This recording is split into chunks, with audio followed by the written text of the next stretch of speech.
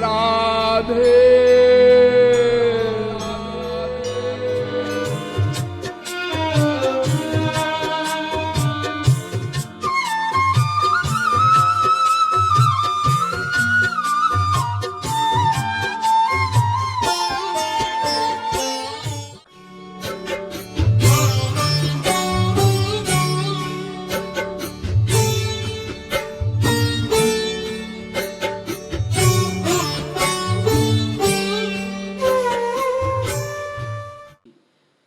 हे श्री कृष्ण, तुम चोरों के सरदार हो, तुम जारों के सरदार हो।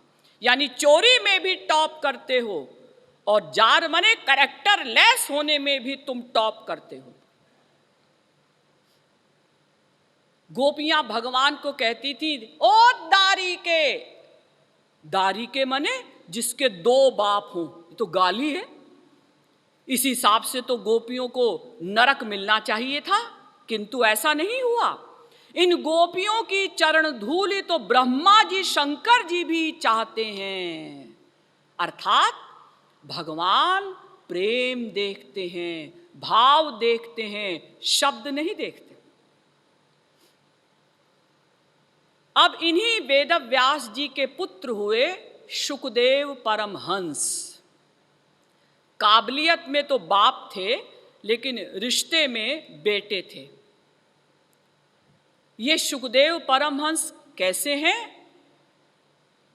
इतने उच्च कोटि के महापुरुष हैं, योगी हैं कि 12 वर्ष तक अपनी मां पिंगला के गर्भ से नहीं निकले।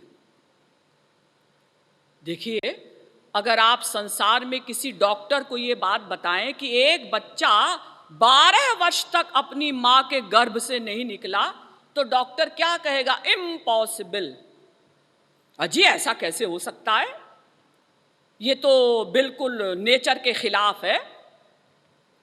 कोई भी बच्चा अगर 9वें महीने में बाहर नहीं आएगा, 10वें महीने में बाहर आएगा, 11वें महीने में बाहर आएगा, कितने दिन वो मां के पेट में रह सकता है?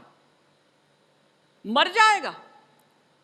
तो पहला कमाल शुकदेव जी ने क्या किया?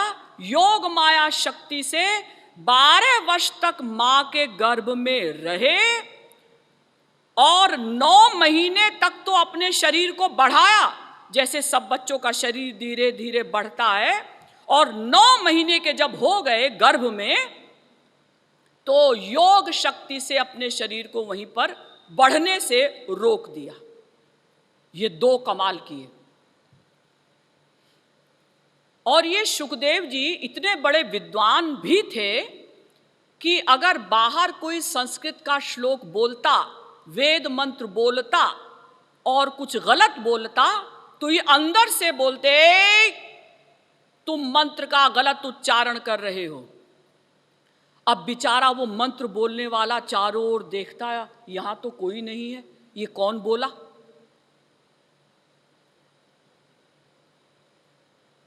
तो जब 12 वर्ष हो गए तो इनकी मां पिंगला परेशान हो गई और उन्होंने वेदव्यास जी से कहा कि सुनिए, ये कैसा बच्चा है, 12 वर्ष हो गया है, मैंने इसे गर्भ में धारण कर रखा है, ये तो बाहर ही नहीं आता। तो वेदव्यास जी ने शुकदेव जी से कहा, महाराज आप कौन हैं? शुकदेव जी ने गर्भ से ही उत्तर दिया, मैं कौन हूं, क्या बताऊं? मैं अनंत जन्मों में क्या नहीं बन चुका। 84 लाख योनियों में मैं घूम चुका हूं। मैं स्वर्ग का देवता भी बन चुका हूं। मैं क्या बताऊं कि मैं कौन हूं? ठीक है महाराज, आप कोई भी हैं, आप बाहर क्यों नहीं आते? शुकदेव जी ने अंदर से उत्तर दिया, महाराज पिताजी ऐसा है, ये माया बहुत बलवती है। मैं जैसे ही गर्भ से बाहर आऊंगा, कहीं ये मेरे ऊपर हावी ना हो जाए। तो पहले आप मुझे वरदान दीजिए कि मैं गर्भ से जब बाहर आऊंगा तो माया मेरे ऊपर हावी नहीं होगी, मेरा कुछ नहीं बिगाड़ सकेगी। वेदव्यास जी ने कहा, ठीक है, मैं तुमको वचन देता हूं कि माया तुम्हारा कुछ नहीं बिगाड़ सकेगी, बाहर आओ। ये सुनते ही सुखदेव जी बाहर आए और तुरंत अपने शरीर को 12 वर्ष के युवक के समान किया और चल पड़े। कहां चल पड़े कुछ पता नहीं। याम प्रव्रजन्तमनुपेतमपेत कृत्यं द्वैपायनो विरह कातर आजुहाव पुत्रेति तन्मयतया तरवोभिनेदुस्तं सर्वभूत हृदयं मुनिमानतोस्मि। भागवत के पहले स्कंध के दूसरे अध्याय का दूसरा श्लोक। चूंकि निकलते ही चल पड़े, और कहां चल पड़े पता नहीं, क्योंकि समाधि में है। निकलते ही समाधि में हो गए, परमहंस की अवस्था में हैं। और परमहंस किसे कहते हैं? जो अपने अलावा न कुछ देखता है, न सुनता है, न सूंघता है, न रस लेता है, न स्पर्श करता है, न जानता है। सर्वत्र मैं का ही अनुभव करता है। अब वेदव्यास जी पुकारते जा रहे हैं, पुत्र कहां जा रहे हो? अरे पहले तुम ब्रह्मचर्य आश्रम में रहोगे, उसके बाद तुम गृहस्थ में जाना, उसके बाद वानप्रस्थ आश्रम में जाना, उसके बाद सन्यास आश्रम में जाना। तुम तो सीधे सन्यासी बन गए हो। मनु जी महाराज ने तो ऐसा ही कहा है कि इस प्रकार से वर्णाश्रम धर्म का पालन करना चाहिए। लेकिन सुखदेव जी कुछ सुन ही नहीं रहे हैं। ऐसा नहीं कि सुने का अनसुना कर रहे हैं, उन्हें कुछ सुनाई ही नहीं पड़ रहा है। क्यों? क्योंकि मन तो समाधि में है और मन के बिना इंद्रियां कार्य नहीं कर सकती। आप लोग भी अनुभव करते हैं ना, जब आप गहरी नींद में सोते हैं, सुषुप्ति अवस्था में, तो आपकी इंद्रियां कोई वर्क नहीं करती। कोई चोर चोरी करके ले जाए, आपको पता नहीं चलता। आपके पास बैठकर कोई आपको गाली दे, आपको पता नहीं चलेगा। और जिनकी तुरीय अवस्था है, जिनका मन तुरीयावस्था में है, वो बेचारे क्या सुनेंगे? मन तो समाधि में है। और अगर सुनते भी मान लो, तो सुखदेव जी क्या उत्तर देते? पिताजी, अगर केवल ब्रह्मचर्य आश्रम का पालन करने से, ब्रह्मचर्य व्रत का पालन करने से भगवान मिलते, तो जितने भी नपुंसक हैं उनको पहले मिलते।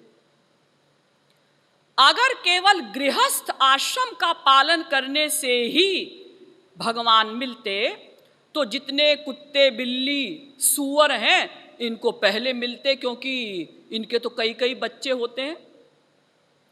अगर केवल वानप्रस्थ और सन्यास आश्रम का पालन करने से ही भगवान मिलते, तो जितने भी शेर हैं, चीते हैं, तेंदुए हैं, भालू हैं, इनको पहले मिलते। क्योंकि ये तो सन्यासी की भांति रहते हैं, कोई कपड़ा भी नहीं पहनते, यहां तक कि कोई घर भी नहीं बनाते, गर्मी सर्दी बरसात ऐसे ही घूमते रहते हैं। लेकिन खैर सुखदेव जी ने तो कुछ सुना ही नहीं, वो अपना चलते चले गए। तो वेदव्यास जी लौट आए, लेकिन लौटने से पहले एक घटना घट गई। दृष्ट्वानुयान्तुं ऋषिमात्मजमप्यनग्नं देव्यो ह्रिया परिदधुर्न सुतस्य चित्रं तद्वीक्ष्य पृच्छति मुनौ जगदुस्तवास्ति स्त्री पुंभिदा न तु सुतस्य विविक्त दृष्टे। भागवत के पहले स्कंध के चौथे अध्याय का 5वां श्लोक। कुछ स्वर्ग की अप्सराएं एक सरोवर में नग्न होकर स्नान कर रही थीं। तो जब उन स्वर्ग की अप्सराओं ने शुकदेव जी को जाते हुए देखा तो ऐसे ही ठाठ से नहाती रही। लेकिन जब वेदव्यास जी को देखा तुरंत अपने शरीर को कपड़े से ढक लिया। तो वेदव्यास जी वहीं खड़े हो गए। उन्होंने कहा, देवियों, तुम्हारा दिमाग खराब है। मैं 100 वर्ष का बूढ़ा, तुम लोग मेरी पोती के समान हो। मुझसे तो तुम पर्दा कर रही हो, और मेरा लड़का जवान, उससे तुमने पर्दा नहीं किया। क्यों? तो क्या तुम्हारा कैरेक्टर खराब है? क्या तुम मेरे लड़के में आसक्त हो गई हो? स्वर्ग की अप्सराओं ने कहा, नहीं महाराज, ऐसा नहीं है। आप तो महान हैं, आपको हम क्या उत्तर दें। लेकिन फिर भी आप जब पूछ रहे हैं तो पहले एक बात बताइए। हम आपको इस बात का उत्तर तो देंगी, लेकिन आप बताइए कि आप हम पर नाराज तो नहीं होंगे। वेदव्यास जी ने कहा, नहीं, मैं तुम पर क्रोध नहीं करूंगा। बताओ क्या कारण है। उन स्वर्ग की अप्सराओं ने कहा, महाराज, ऐसा है कि शुकदेव परमहंस हैं और आप हंस हैं। क्या मतलब? हंस किसे कहते हैं? जड़ चेतन गुण दोषमय विश्व कीन करतार, संत हंस गुण गहि पय परिहरिवारी विकार। जैसे हंस पक्षी होता है ना, आप दूध और पानी मिलाकर उसके सामने रख दीजिए, उसमें ये योग्यता होती है, शक्ति होती है कि वो दूध दूध पी लेता है, पानी पानी छोड़ देता है। सोचिए, दूध पानी मिला हुआ और एक हंस दूध ग्रहण कर लेता है, पानी छोड़ देता है। ऐसे ही संत भी हंस के समान होते हैं, जो निराकार ब्रह्म की अभेद भक्ति करते हैं या साकार भगवान की भेद भक्ति करते हैं। जब वो समाधि में नहीं होते तो हंस के समान होते हैं, अर्थात उन्हें संसार भी दिखाई देता है, भगवान भी दिखाई देता है, अच्छाई भी दिखाई देती है, बुराई भी दिखाई देती है। लेकिन वो संसार को छोड़ देते हैं, भगवान को ग्रहण कर लेते हैं। यानी अच्छाई को ग्रहण कर लेते हैं, बुराई को छोड़ देते हैं। और परमहंस किसे कहते हैं? जिसे अपनी आत्मा के अलावा ना कुछ दिखाई देता है, ना कुछ सुनाई देता है, कोई इंद्रिय उसकी वर्क नहीं करती। वो हर समय मैं का ही अनुभव करता है। उसका मन तो समाधि में रहता है। बस संसार का कोई अनुभव, किसी इंद्रिय का अनुभव उसको नहीं हो सकता। कितने ही घंटे घड़ियाल आप उसके कान के सामने बजाएं, जब कोई समाधि में है, वो चाहे सगुण साकार की प्रेम समाधि में हो या निर्गुण निराकार की निर्विकल्प समाधि में हो, उसको कुछ सुनाई नहीं पड़ेगा। तो वेदव्यास जी ने कहा, देवियों, तुम्हें कैसे पता कि मैं इस समय हंस की अवस्था में हूं और मेरा बेटा शुकदेव परम हंस की अवस्था में है? उन स्वर्ग की देवियों ने कहा, महाराज, हम तो स्वर्ग की अप्सराएं हैं, हमारे पास तो विशेष ज्ञान शक्ति है। ये जो मृत्युलोक की लड़कियां होती हैं, स्त्रियां होती हैं, इनमें भी भगवान एक शक्ति देते हैं। क्या शक्ति? जब कोई लड़की 16 वर्ष की होती है, तभी से उसमें ये योग्यता आ जाती है, ये शक्ति आ जाती है कि जब कोई पुरुष, कोई लड़का उसकी ओर देखता है तो लड़की उसकी आंखों को देखकर समझ लेती है कि ये मुझे किस भाव से देख रहा है।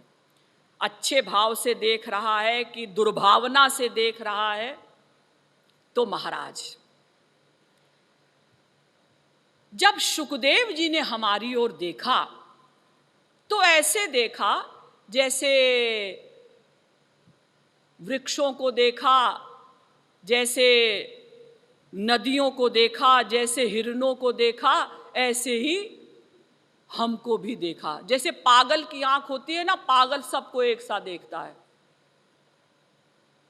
उसकी दृष्टि में कोई परिवर्तन नहीं होता। तो शुकदेव जी ने हमको ऐसे देखा जैसे बाकी सबको देखा, लेकिन आपने जब हमको देखा तो आपकी दृष्टि बदल गई।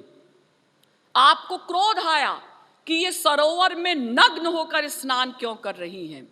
तो महाराज, इसी से हम समझ गई कि वैसे तो आप भी परमहंस हैं, लेकिन इस समय आप हंस की अवस्था में हैं और शुकदेव परमहंस की अवस्था में हैं, इसीलिए हमने उनसे पर्दा नहीं किया। एक स्त्री जब नहाती है, आजकल तो बाथरूम हो गए हैं, पहले बाथरूम नहीं होते थे, स्त्रियां ऐसे ही खाट डालकर नहाती थीं बाहर ही। तो अगर 1 वर्ष का या 2 वर्ष का बच्चा उधर से निकला, भतीजा निकला, किसी पड़ोसी का बच्चा निकला साबुन उठाने के लिए, या वैसे घूमता घूमता खेलता खेलता आ गया, तो वो स्त्री संकोच नहीं करती, अरे 1 साल का बच्चा ही तो है, इससे क्या लज्जा करना। वो नहाती रहती, हाँ ले जा साबुन। ऐसे ही शुकदेव परमहंस है, उनको तो कुछ दिखाई नहीं पड़ रहा है, वो तो सदा अंतःकरण की उपाधि पर निर्विकल्प समाधि में ब्रह्मानंद का अनुभव कर रहे हैं।